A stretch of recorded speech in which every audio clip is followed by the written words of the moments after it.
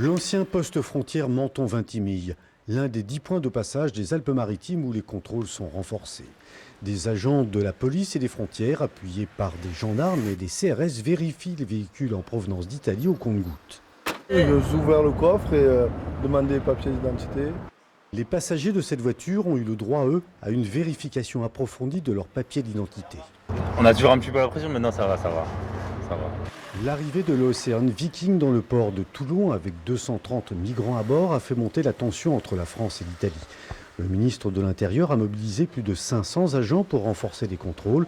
Conséquence, ici à Menton, il faut davantage de patience au point de passage, mais les automobilistes sont plutôt résignés. Moi je pense que la France a raison de limiter un peu tous ces migrants qui viennent chez nous, parce qu'au bout d'un moment, et je pense que les gens de la police, ils ne sont pas là à être ici, quoi. Il y a d'autres tâches pour eux plus importantes que de rester un poste frontière, hélas.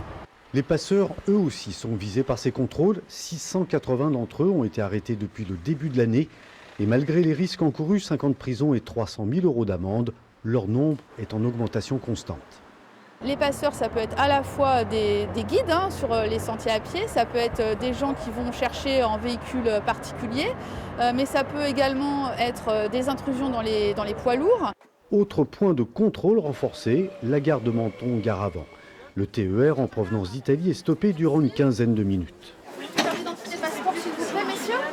Certains passagers perdent patience et se montrent plus hostiles envers les forces de l'ordre. Je suis contre ce type de contrôle. C'est une entrave à la liberté de circulation. Pour les automobilistes aux postes frontières et les passagers des trains, il faudra s'armer de patience.